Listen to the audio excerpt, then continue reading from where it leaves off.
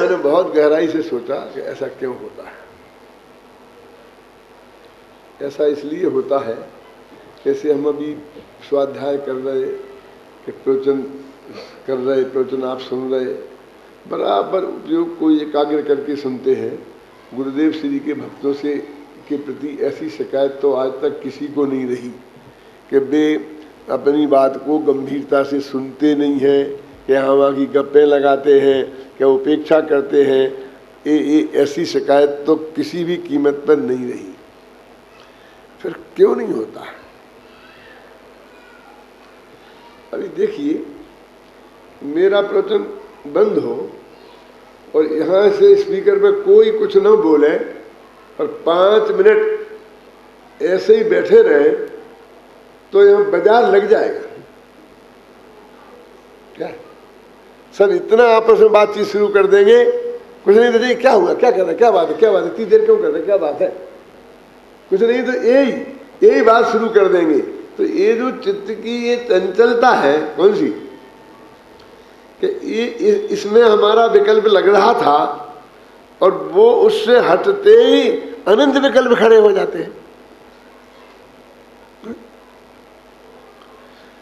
अभी बात खत्म हो ना और 1 सेकंड में सब उठ के खड़े हो जाते हैं, कहने वाले बैठो बैठो बैठो, जुर्मानी स्थिति हो, बैठो बैठो बैठो, ऐसी स्प्रिंग लगी है एकदम उछक जाती ना। तो ये कहने का मतलब है कि जो 1 घंटे का जो भी उपयोग की स्थिरता हुई है वो 1 सेकंड भी तो रहती नहीं है। तो वो श्रवण तो होता है, पठन तो होता है, लेकिन चिंतन नहीं होता। और स्वाध्याय के 5 भेद हैं: वाचना, पृच्छना, अनुप्रेक्षा, आमनाय और धर्मोपदेश। तो थोड़ा बहुत वाचना तो शुरू हो गया और चर्चा के नाम पर पृच्छना भी शुरू हो गया हमारे यहाँ। बस इसके आगे नहीं है। आगे नहीं है मैंने क्या कि अनुप्रेक्षा, उसके बारे में हम विचार करते ही नहीं। ऐसा नहीं होता है कि अभी साहब मैं आपसे मिलना चाहता हूं तो आ जाना, क्या प्रवचन खत्म होने के बाद, प्रवचन खत्म होने के बाद तुझे फुर्सत मिल जाएगी, तुम आधा घंटा बाद उसके बारे में सोचेगा नहीं। क्यों? बिल्कुल बराबर हमारा एक एक कार्यक्रम, हर एक का 1 मिनट भी खड़े होके इसके बारे में सोचने का नहीं है। उसमें हम 1 मिनट भी देना नहीं चाहते। ये बराबर या तो कोई बोलता रहे तो हम सुनते रहे या हम पढ़ते रहे, लेकिन उस चिंतन के लिए हम 1 मिनट नहीं देते। गुरुदेव श्री जैसे महापुरुष थे जिन्होंने पठन से ज्यादा चिंतन को महत्व दिया, उसमें से इतना रहस्य निकला है। टोडरमल जी ने लिखा है कि नहीं, पहले क्या करे, पहले पढ़े, फिर कुछ समझ में नहीं आया तो पूछे, फिर जब वो बताए तो उस पर विचार करे, यदि कोई विशेषज्ञ नहीं मिले तो साधर्मी से पूछे, साधर्मी से पूछने की विधि अलग है, उसे सब बताए कि मैंने क्या क्या सोचा है, क्यों, फिर उस पर चिंतन करें।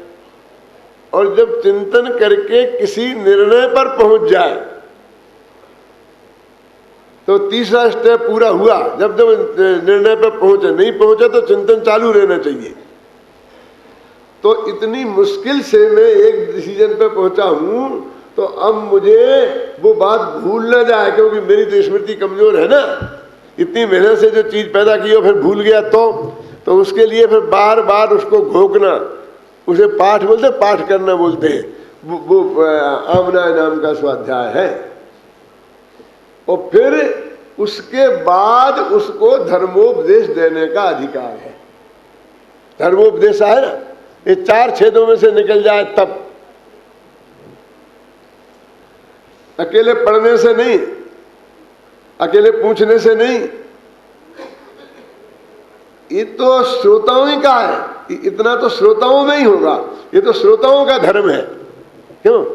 इतना तो हर श्रोता ही करेगा। लेकिन अनुप्रेक्षा जो है, जो चिंतन नहीं है, उसकी वजह से ये सारी गड़बड़ी होती है। युगल जी साहब को तो ये कहना रहता है उनका, ये अधिक कार्यक्रम नहीं रखो, कहते ना, और फिर लोगों को सोचने का थोड़ा समय दो। हमेशा वो ये बात कहते रहे हैं। लेकिन दिक्कत ये है कि यदि कम कार्यक्रम रखें तो भी कौन सोचने वाला है, समझे ना। हम अच्छा ये बोले कि अभी इतना जितना जो भी कार्यक्रम हुआ सब आप शांति से बैठे सुन रहे हैं। अभी क्या अब प्रवचन खत्म हो गया, अब आध घंटा यहाँ पर आप शांति से बैठे रहो और सोचो, तैयार है कोई? आप समझते तो है नहीं समय की कितनी कीमत है। आध घंटे में क्या होता है, क्या करना पड़ता है। आपने कह दिया आध घंटा यहाँ बैठे रहो। यानी वो चिंतन का जो असली काम है उसको हम काम गिनने को तैयार नहीं है। क्यों?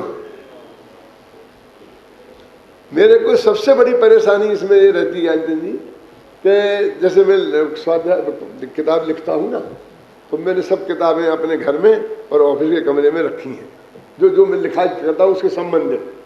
तो मैं उन्हें पढ़ता हूँ और पढ़ करके फिर उनके बारे में सोचता हूँ। तो सोचने के समय में क्या करता हूँ कि फिर मैं बैठा नहीं रहता, क्योंकि बैठे बहुत देर तक, फिर मैं यहाँ आकर के बाहर या कहीं वहीं घूमने लगता हूँ। तो लोग समझते हैं कि अब ये फालतू है, चलो अब बात कर लें। तो पढ़ते वक्त तो छोड़ देते हैं कि वे पढ़ रहे हैं, लिख रहे हैं, तो अभी अपन डिस्टर्ब नहीं करें। सो रहे हो तो भी डिस्टर्ब नहीं करते हैं। क्यों?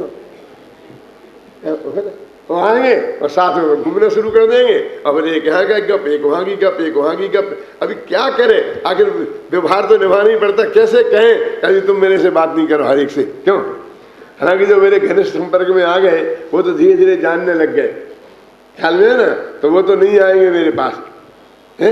लेकिन जो बिल्कुल मतलब परिचय तो है बहुत, लेकिन ऐसा 24 घंटे का परिचय नहीं है। वो तो समझते हैं कि इतना बढ़िया मौका मुझे कम मिलेगा बात करने का है, क्यों?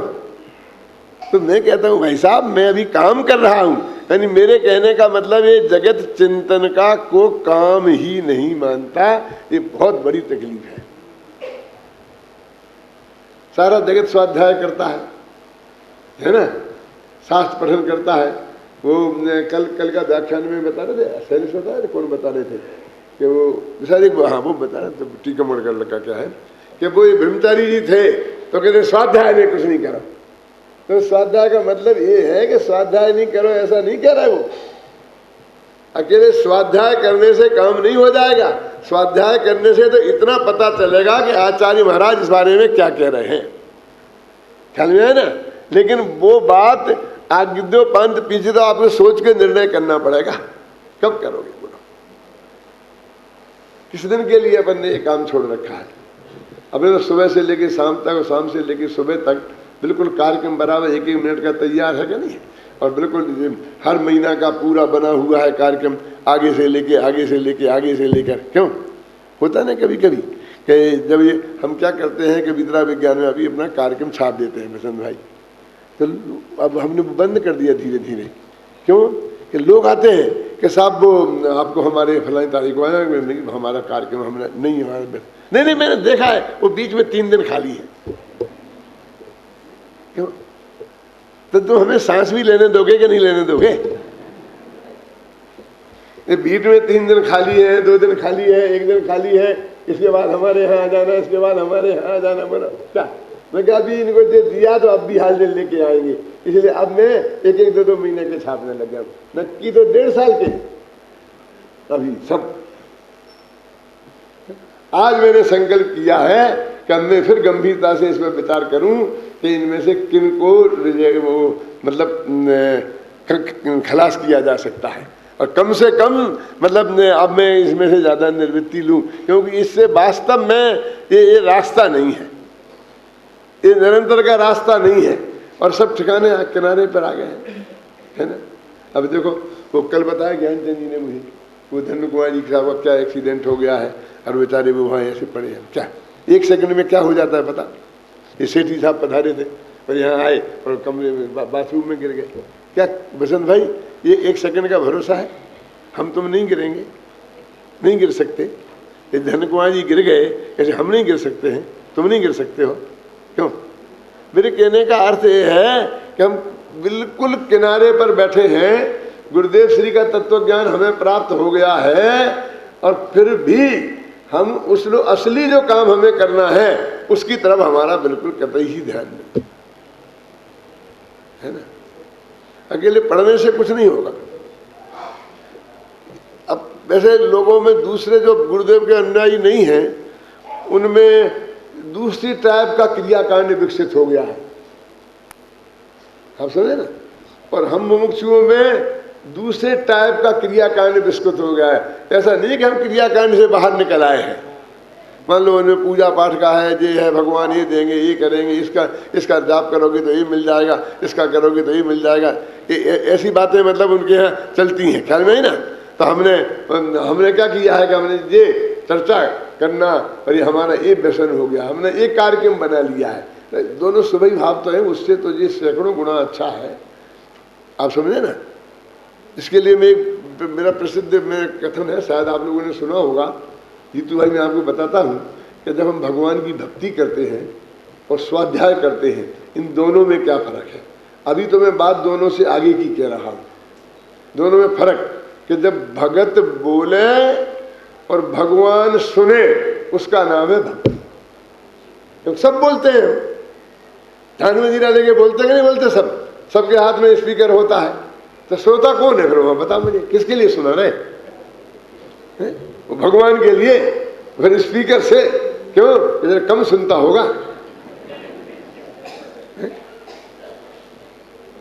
तो भगत बोले और भगवान सुने उसका नाम है भक्ति, और भगवान बोले और भगत सुने उसका नाम है स्वाध्याय। यदि हम भगवान के सीधे साक्षात समोषण में बैठे हो तो उनका सीधा सुन लेंगे। यदि हमारा काल भेद है, जिस काल में वो थे उस काल में हम नहीं है, तो उनके अनुसार जो आचार्यों ने लिख के रख दिया उसे पढ़ लिया, वो भी स्वाध्याय है। और जो लिख के रख दिया उसे किसी साधर्मी भाई ने, किसी विद्वान ने, किसी संत ने हमें पढ़ के सुना दिया, वो भी स्वाध्याय है। तीनों चीजें एक सी ही है ना।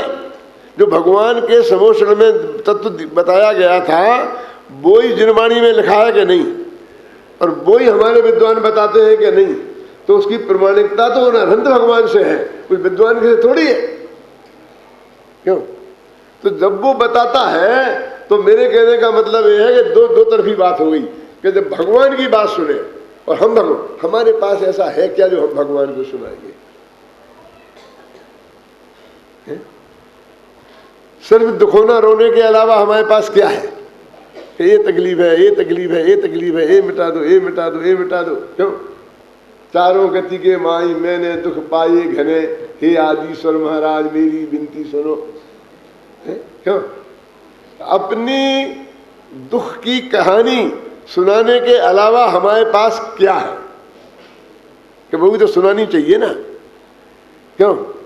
लेकिन हम खुद ही बोलते हैं कि तुमको बिन जाने जो कलेश पाए सो तुम जानत जिनेश, कि तुम्हारे को जाने बिना मैंने जो कलेश पाए हैं वो तुम बहुत अच्छी तरह जानते हो, क्योंकि तुम केवल ज्ञानी हो, है ना, जानते हो। और जब भी सब जानते ही हैं सेठी जी, तो अब कहने की बात क्या रह गई? और बे जानते हैं नहीं, तुम भी ये जानते हो कि बे जानते हैं।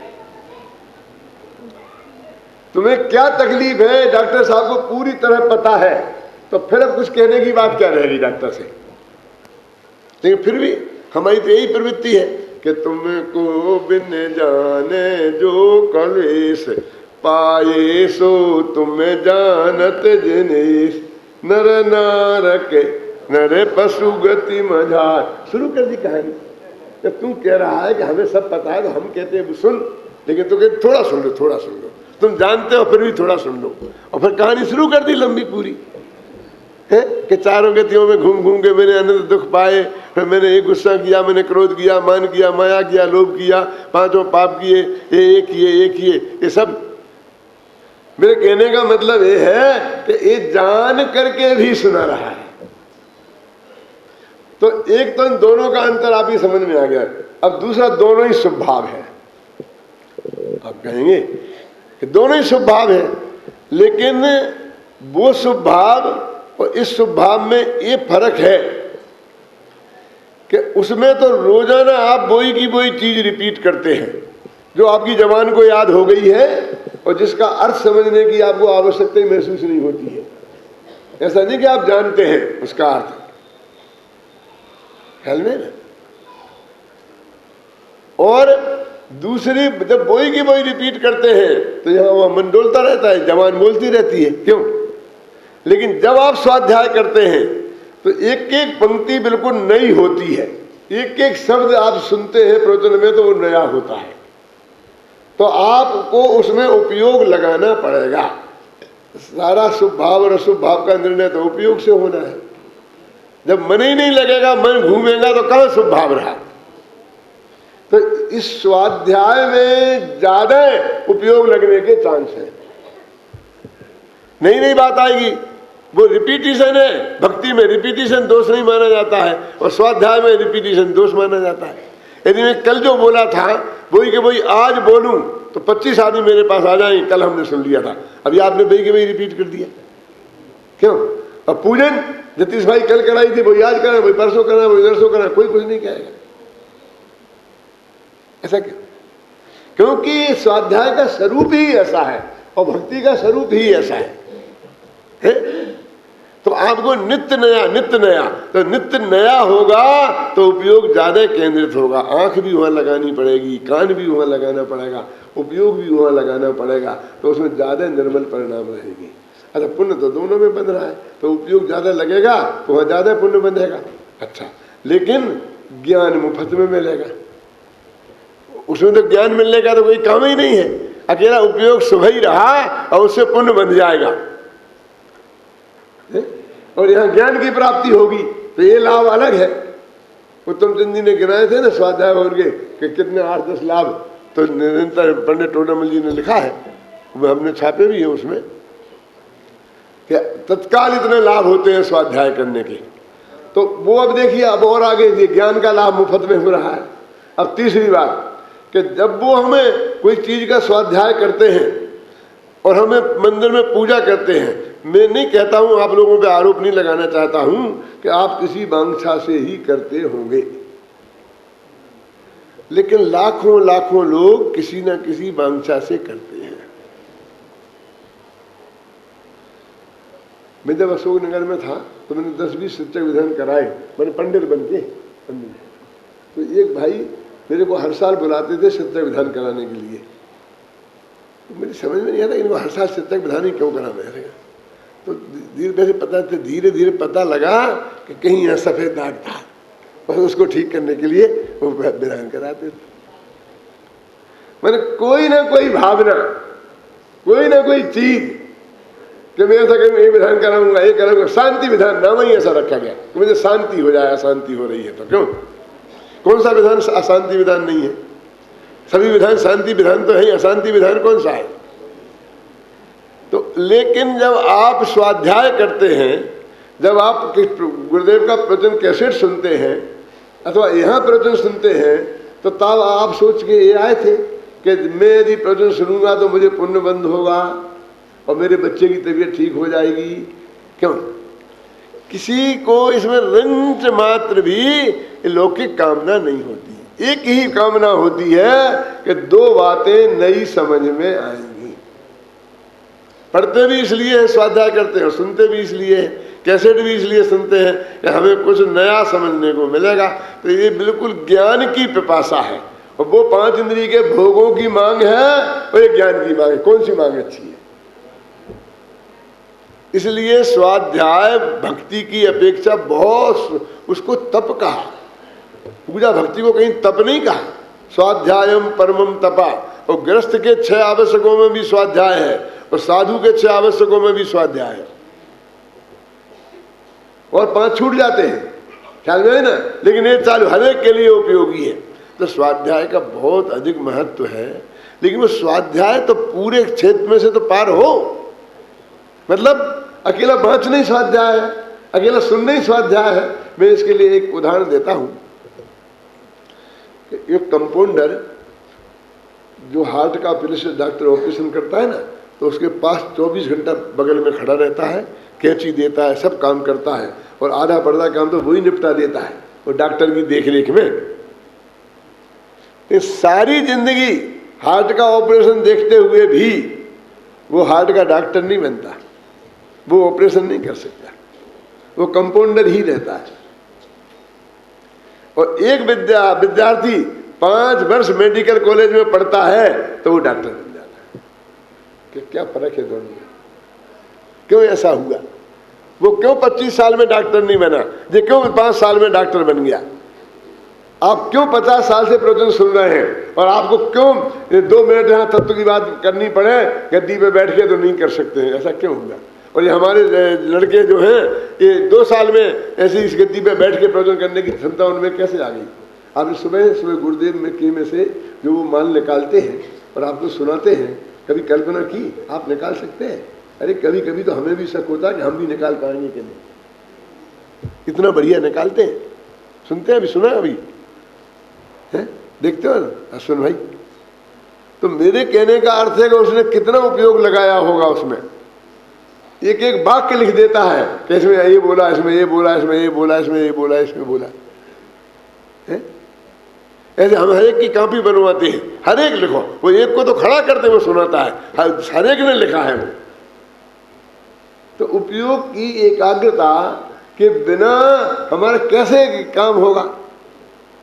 तो अभी तो हम पक्के श्रोता ही नहीं बने। आप जानते हैं सुनने का अर्थ क्या है? सुनते वक्त विचारना नहीं, ये शर्त है। सोचना नहीं और सुनना। ये क्या कह रहे?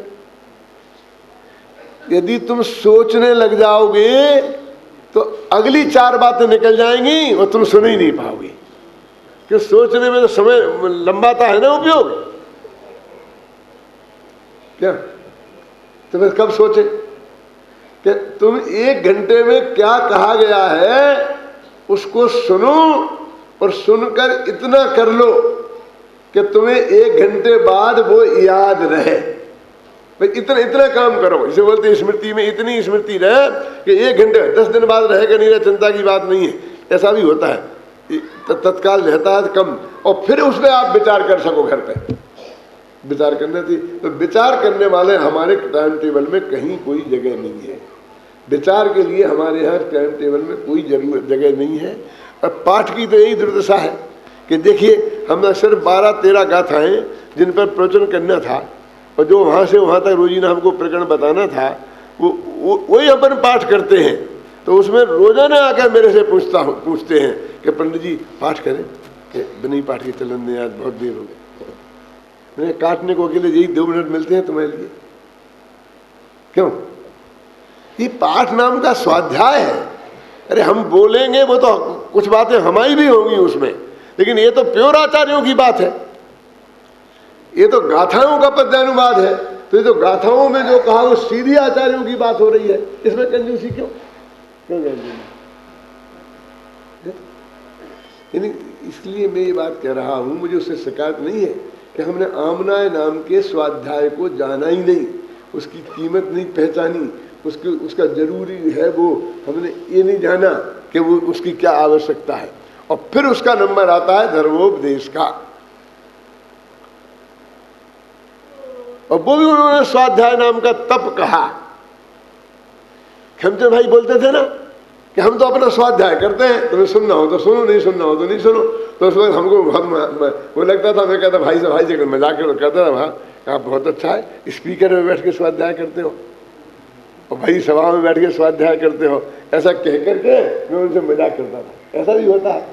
अभी समझ में आता है ये तो धर्मोपदेश तो स्वाध्याय का एक भेद है और सर्वोत्कृष्ट भेद है दादा।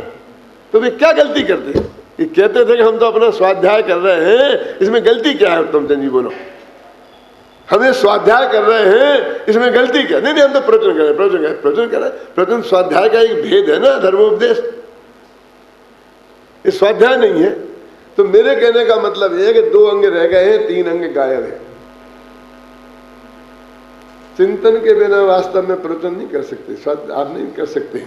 चिंतन नहीं होगा और आपको आमनाय ना माने पाठ नहीं होगा तो ये बराबर गाथाएं बोलनी पड़ती हैं, छंद बोलने पड़ते हैं। टोडरमल जी ने फलाने पेज पे फलाना लिखा, ये कहां से आएगा बोलो? क्यों उद्धरण देने पड़ते हैं, तो बार बार किताब खोल खोल के दोगे नहीं। तो पाठ और अनुप्रेक्षा ये दो नहीं हो तब तक वो उपदेश देने का अधिकारी नहीं है। क्या? क्योंकि उस विषय पे वो निर्णय पे पहुंचा हो। और ये सब चीजें भैया समय साध्य है, समय इसमें आपको लगाना पड़ेगा। समय नहीं लगाएंगे तो नहीं आएगा। अकेला सुनने सुनने से काम नहीं होगा। चिंतन गहराई से गुरुदेव बोलते थे ना 2-4 घंटे। जो गुरुदेव को आपने देखा उनकी दिनचर्या में, तो वे 11:30 बजे उठ के बैठ जाते थे और 2:30 बजे तक जब उनको प्रवचन करना पड़ता था ना 3 बजे, तो बराबर वही सब्जेक्ट देखते रहते थे जो प्रवचन करना है। वही सब्जेक्ट जो कोई जाता था, देखो क्या गजब का लिखा, क्या गजब का लिखा, वही बात करते थे। और प्रवचन खत्म होने के बाद भी वही बात करते थे। क्यों? कि उनके दिमाग में निरंतर वो चीज घूमती थी। जब ऐसा हमारा स्वाध्याय का तरीका निकलेगा तो हमारे को ये स्थिति नहीं बनेगी जो स्थिति आज हमारी बन गई है। हमको इन लौकिक कार्यों से, अपने घर के काम हो या समाज के काम हो, कुछ ना कुछ समय अवश्य इसमें से निकालना चाहिए। गंभीरता से स्वाध्याय करने के लिए, चिंतन के लिए, मनन के लिए, डिसीजन के लिए। अकेला डिसीजन, लौकिक डिसीजन ही डिसीजन नहीं है, तत्व के बारे में भी डिसीजन है। तो अन्यथा वो कल्याण का मार्ग नहीं है। और जो ऐसी स्थिति में कि जब हम एकदम किनारे पर आ गए हैं, 1 मिनट का भरोसा नहीं है, तो क्या आपका नहीं होगा भरोसा? हमें क्यों अनिल, हमें क्यों चक्कर में डालते हो? अरे ऐसा नहीं है बेटा। जो 70 वर्ष के हो गए वे तो हो गए, तुम होगे इसकी गारंटी नहीं है।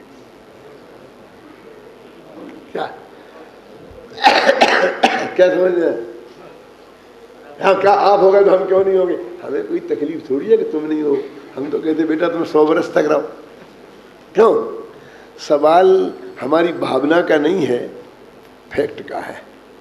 ये जो फैक्ट हमारे सामने है, हाथ पे रखे हुए आंवले जैसा, हम सामने रोजाना देखते हैं, ये हो रहा है। किसी दिन भी मैंने कहा था ना, इन संजोगों का क्या, जिन संजोगों के पीछे तुम इतने मरे जा रहे हो, 1 सेकंड में आंख बंद हुई तो सारे संयोग खत्म और बिल्कुल नए संयोग शुरू हो जाएंगे।